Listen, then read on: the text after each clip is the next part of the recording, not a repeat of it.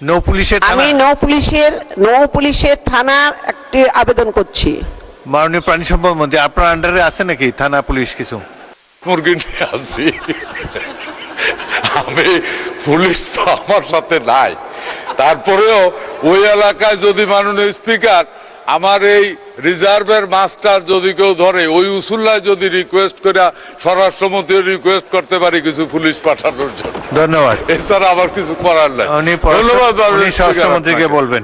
আপনার মাধ্যমে আমি পানি সম্পদ মাননীয় মন্ত্রীর কাছে আমি জানতে চাই, কুষ্টিয়া জেলার দৌলতপুর উপজেলাধীন রামকৃষ্ণপুর ইউনিয়নের চিলমারির প্রত্যন্ত চর এলাকা থেকে ভেড়ামারা থানার রায়টাঘাট, মিরপুর থানাধীন তালবাড়িয়া ঘাট, কুমারখালী থানাধীন কয়াঘাট, শিলাইদা ঘাট হয়ে খোকসা পর্যন্ত নদী তীরবর্তী অঞ্চল রয়েছে, যা দৈর্ঘ্য প্রায় 60 থেকে 65 কিলোমিটার।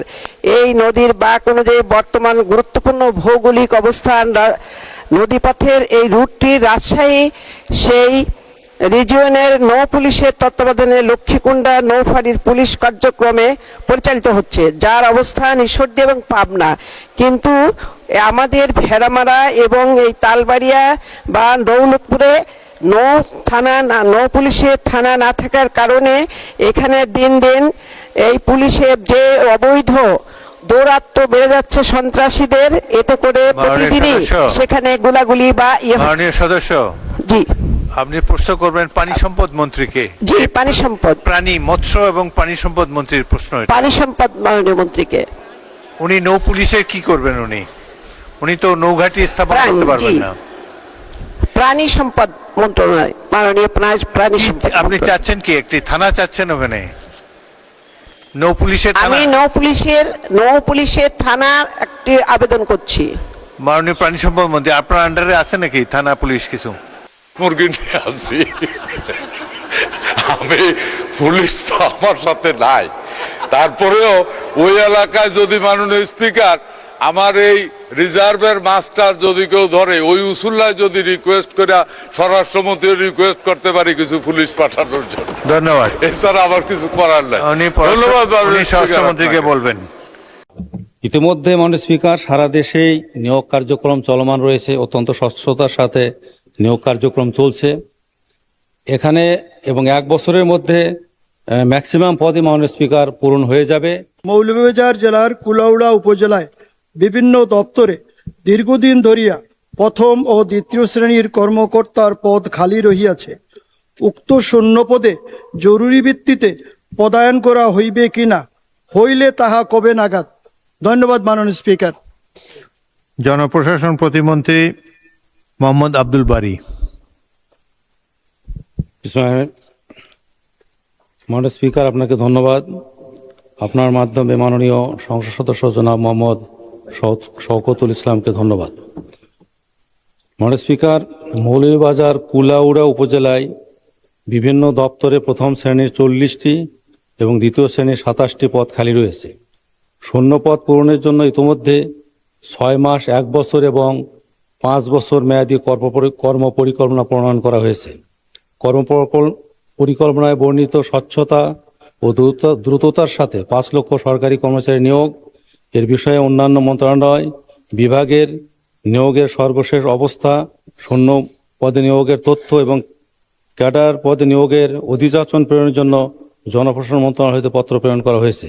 এছাড়া দ্রুততম সময়ে নিয়োগ বিজ্ঞপ্তি প্রকাশ ও শূন্য পদের বিপরীতে নিয়োগের বিষয়ে সময়াবদ্ধ কর্ম পরিকল্পনা প্রণয়নের জন্য সকল মন্ত্রণালয় বিভাগকে অনুরোধ করা হয়েছে। ইতিমধ্যে জনপ্রশাসন মন্ত্রণালয় সহ সকল মন্ত্রণালয় বিভাগ নিয়োগ কার্যক্রম শুরু করেছে। এ কার্যক্রমের মাধ্যমে মৌলভীবাজার জেলার কুলাউড়া উপজেলার শূন্য পদসমূহ পূরণ করা হবে। ধন্যবাদ মাননীয় স্পিকার। মাননীয় সদস্য মোহাম্মদ শওকতুল ইসলাম, আপনি একটি সম্পূরক প্রশ্ন করতে পারেন। মাননীয় স্পিকার, আপনাকে ধন্যবাদ। মাননীয় মন্ত্রী মহোদয় বলেছেন আমাদের এলাকায় 67টি পদ খালি আছে। উনি সময় নির্ধারণ করেছেন 6 মাস, 1 বছর এবং 5 বছর। আমি মনে করি এটা অনেক লম্বা সময়। দীর্ঘদিন এই পোস্টগুলি খালি থাকবে, এটা কোনো রকমই আমার এলাকার জনগণের কাম্য নয়। তাই মাননীয় মন্ত্রীকে আমি অনুরোধ করব, যত শীঘ্র পারেন, যত তাড়াতাড়ি পারেন আমার এই শূন্য পদগুলি পূরণ করবার চেষ্টা করবেন। ধন্যবাদ মাননীয় স্পিকার। মাননীয় মন্ত্রী। স্পিকার, এখানে আমাদের যে কর্ম পরিকল্পনা গ্রহণ করা হয়েছে মূলত 6 মাস, 1 বছর এবং 5 বছর। ইতিমধ্যে মাননীয় স্পিকার সারা দেশেই নিয়োগ কার্যক্রম চলমান রয়েছে, অত্যন্ত স্বচ্ছতার সাথে নিয়োগ কার্যক্রম চলছে এখানে, এবং 1 বছরের মধ্যে ম্যাক্সিমাম পদই মাননীয় স্পিকার পূরণ হয়ে যাবে। কিছু কিছু বিষয় থাকে, আদালতের মামলা মোকদ্দমা বা অন্যান্য কারণে কিছু কিছু পদ পূরণে সময় লেগে যায়, ওই জন্য 5 বছর মেয়াদটি রাখা হয়েছে। তবে ম্যাক্সিমাম পদই এক বছরের মধ্যে মাননীয় স্পিকার পূরণ হয়ে যাবে আশা করা যায়, এবং সেভাবেই কার্যক্রম চলছে। মাননীয় স্পিকার, আপনাকে ধন্যবাদ। আজকে আমি অত্যন্ত দুঃখ ভরাক্রান্ত হৃদয়ে অনেকগুলো বক্তব্য শুনেছি যে সত্যিকার অর্থে বিগত 1.5 বছর যারা ক্ষমতায় ছিল তারা শহীদ, যারা বীর শহীদদের পরিবারকেও ভিন্ন দৃষ্টিতে দেখেছে। আমি ধিক্কার জানাচ্ছি। যারা আহত হয়েছে তাদের বিষয়েও তারা শুধুমাত্র ভিন্ন মতাবলম্বী কিংবা তাদের অনুসারী কিংবা তাদের মনোপুত না হলেই তারা চিকিৎসা সুবিধা থেকে বঞ্চিত করা হয়েছে। অত্যন্ত দুঃখজনক ঘটনা। এটি কখনোই জুলাই আগস্টের স্পিরিটের সাথে কখনোই কাম্য ছিল না, এটি কখনো প্রত্যাশিত ছিল না। প্রিয় উপস্থিতি, আমরা মনে করছি সেই দিনগুলোর কথা যখন 1 জুলাই 2024 বৈষম্য বিরোধী ছাত্র আন্দোলনের ব্যানার সংগঠিত হলো, তারপর সেই দিনগুলোর কথা মনে পড়ছে। 7 জুলাই 8 জুলাই বাংলা ব্লকেট করা হলো, শাহবাগ অবরোধ করা হলো। আমরা বাংলাদেশ জাতীয়তাবাদী ছাত্র দলের গর্বিত সাংগঠনিক অভিভাবক জনাব তারেক রহমানের একক নির্দেশনায় ছাত্র দল সবগুলো বিশ্ববিদ্যালয় ক্যাম্পাসে আমরা এই আন্দোলনের সম্মুখ সারিতে থেকে নেতৃত্ব দিয়েছি। আমি শ্রদ্ধা করে আমি স্মরণ করছি সেই দিনগুলোর কথা। বাংলা ব্লকের শেষ হওয়ার পরে সেই 12 জুলাই, 14 জুলাই, 15 জুলাই যখন অগ্রসর হচ্ছি, সে সময় ছাত্র দল ছাত্রলীগের চোখে চোখ রেখে, ফ্যাসিস্টের চোখে চোখ রেখে বলেছিল দেশটি কারো বাপের না। ঢাকা বিশ্ববিদ্যালয়ে আমাদের বোনেরা স্লোগান দিয়েছিল লাখো শহীদের রক্তে কেনা দেশটি কারো বাপের না। মনে পড়ছে সেই দিনগুলোর কথা। সেই 15 জুলাই যেদিন ছাত্রলীগের বর্বরচিত হামলা করেছিল ঢাকা বিশ্ববিদ্যালয়ে, আমাদের বোনদের উপর ছাত্র দলের অসংখ্য নেতাকর্মী সেদিন আহত হয়েছিল। আমরা ভেঙে পড়িনি।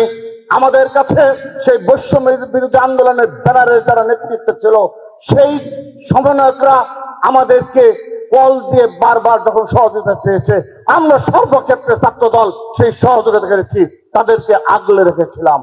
মনে পড়ছে ঢাকা বিশ্ববিদ্যালয়ের ছাত্রদল সহ আশপাশের সকল শিক্ষা প্রতিষ্ঠান নেতৃবৃন্দ সেই ভয়ঙ্কর 15 জুলাই সেই ছাত্রলীগের নৃশংস হামলার পর শহীদুল্লাহ হল সহ কার্জন হলের যে 3টি হল রয়েছে, সেই হলগুলো আমরা ছাত্রলীগ হাত থেকে দখল নিয়েছিলাম। সেখানে রাত 8টা পর্যন্ত মৃত্যুকে উপেক্ষা করে ছাত্র দলের অসংখ্য নেতাকর্মী সেখানে অবস্থান নিয়েছিল। আমাদের মাননীয় অভিভাবক জনাব তারেক রহমানের নির্দেশনায় বলা হয়েছিল আর 1 সেকেন্ড তুমি অপেক্ষা করবে না, আগামীকাল আবারও প্রেস ব্রিফিং এর মাধ্যমে তোমাদের অবস্থান স্পষ্ট করো। আমরা 16 জুলাই নয়াপল্টন পার্টি অফিসে আনুষ্ঠানিকভাবে প্রেস ব্রিফিং করে ছাত্র দলের অবস্থান স্পষ্ট করি এবং এই কোটা সংস্কার আন্দোলনকে 1 দফা আন্দোলন রূপান্তরের জন্য আমাদের সেই আকাঙ্ক্ষা প্রকাশ করি। তারপর সেই দিনগুলোর কথা 16 এবং 17 জুলাই ঢাকা বিশ্ববিদ্যালয়ে হলগুলো ভ্যাকেন্ট করে ফেলা হলো, কিন্তু বেসরকারি বিশ্ববিদ্যালয়ের শিক্ষার্থীরা সেদিন রামপুরা, বাড্ডা, উত্তরায় প্রতিরোধ করে তুলেছিল। ছাত্র দল তাদেরকে সর্বাত্মকভাবে সম্মুখ সারিতে থেকে সকল মহানগর শিক্ষা প্রতিষ্ঠান পুরো বাংলাদেশে আমরা সেই নির্দেশনা পৌঁছে দিয়েছিলাম। আপনারা দেখেছেন 142 জন নেতা কর্মী ও সমর্থক শহীদ হয়েছে। আমাদের মাননীয় প্রধানমন্ত্রী জনাব তারেক রহমানের একক নির্দেশনায় তিনি কখনো তার বক্তব্য এগুলো স্বীকার করেন না, আমাদেরকেও তিনি বলতে দেন না। আমাদের কাছে এত এত ডকুমেন্টস রয়েছে হোয়াটসঅ্যাপে স্টিল নাও তার মেসেজের এমন কিছু ডকুমেন্টস রয়েছে আমরা দেখাতে পারি না, তিনি এগুলো লাইক করেন না, আমাদেরকে বলার সুযোগ দেন না। আমরা সর্বশেষ আমি আমার বক্তব্যের শেষ পর্যায়ে চলে এসেছি, যেহেতু আর অনেকে বক্তব্য রাখবেন। শহীদ পরিবারের বক্তব্য শোনার জন্য আজকে এসেছি, তাদের বক্তব্য শুনেছি। প্রিয় উপস্থিতি, আমরা সেই 3 আগস্ট এক দফা ঘোষণার দিনও ছাত্র দলের হাজার হাজার নেতাকর্মী নিয়ে শহীদ মিনারে আমরা অবস্থান করেছিলাম। 4 আগস্ট ছাত্রলীগকে বিতাড়িত করার ক্ষেত্রে যাত্রাবাড়ি, শাহবাগ সহ সকল ক্ষেত্রে ছাত্রদল, যুবদল, বিএনপি অগ্রভাগে ভূমিকা পালন করেছে। সারা বাংলাদেশের আওয়ামী লীগের পার্টি অফিসগুলো আমরা ঘুরিয়ে দিয়েছিলাম, আগুন জ্বালিয়ে দিয়েছিলাম আমরা। প্রিয় উপস্থিতি, সেই 5 আগস্ট সেই বিজয়ের দিন, কিন্তু একটি বক্তব্য রেখে আমি আমার বক্তব্য শেষ করছি।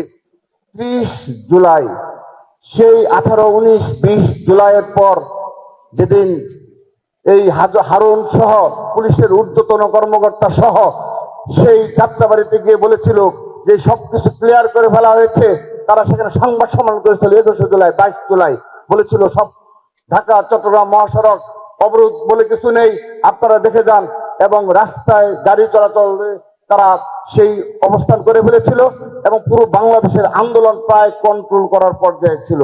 সে সময় আমরা বারবার ভেবেছিলাম, সেদিন এই বৈষম্যবিরোধী ব্যানারের যারা নেতৃত্ব ছিল, নাহিদ আসিফ সহ তারা গ্রেপ্তার ছিল। আমাদের মাননীয় প্রধানমন্ত্রী তিনি বারবার আমাদেরকে প্রতিটি মুহূর্তে যোগাযোগ করে পরামর্শ দিতেন যে কি কর্মসূচি নেওয়া যেতে পারে। কিন্তু যারা বাইরে ছিল সমন্বয়ক এবং ছাত্র দলের আমি, নাসির সহ আমাদের যারা দায়িত্বে ছিলাম, আমরা বারবার সমন্বয় করেছি।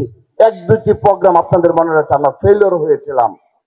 পরবর্তীতে সেই 30 জুলাই মার্চ ফর জাস্টিস আপনাদের মনে রয়েছে, সেই মার্চ ফর জাস্টিস আমি আমার বক্তব্য না, শুধু আপনারা অপরাপর যারা এই আন্দোলনের কৃতিত্ব দাবি করে তাদের মুখে শুনে থাকবেন, তার একক কৃতিত্ব হলো এই জনাব তারেক রহমানের।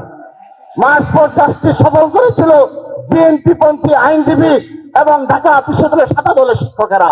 সেই ছবি রয়েছে হাইকোর্টের সামনে। সেই মুভমেন্টের মাধ্যমে আবারও এই আন্দোলন নতুন গতিপথ পেয়েছিল। আমাদের বিশ্বাস এসেছিল আমরা পারবো, উই ক্যান ডু। এবং সেদিন এই যারা বাইরে ছিল সমন্বয়করা, তারা কৃতজ্ঞ চিত্তে আমাদের এই অবদানকে বারবার স্মরণ করেছে এবং পরবর্তী সেই 3 আগস্ট সবাইকে ধন্যবাদ জানিয়ে বিদায় নিচ্ছি। সবাই দোয়া রাখবেন। আমি কথা দিচ্ছি শহীদ পরিবার সহ সবাইকে আমরা যতদিন বেঁচে থাকবো ততদিন এই জুলাইকে ধারণ করে বাংলাদেশ বিনির্মাণে আমরা ভূমিকা রাখবো। কৃতজ্ঞ চিত্তে স্মরণ করছি আপসহীন দেশনেত্রী বেগম খালেদা জিয়ার সেই 15.5 বছরের লড়াই সংগ্রামের মাধ্যমে এই জুলাই আগস্টের প্রেক্ষাপট তৈরি হয়েছিল। শহীদ রাষ্ট্রপতি অমর হোক, মা মাটি ও মানুষের আপসহীন দেশনেত্রী বেগম খালেদা জিয়া অমর হোক। ছাত্র দলের গর্বিত অভিভাবক মাননীয় প্রধানমন্ত্রী জনাব তারেক রহমান জিন্দাবাদ, জিন্দাবাদ।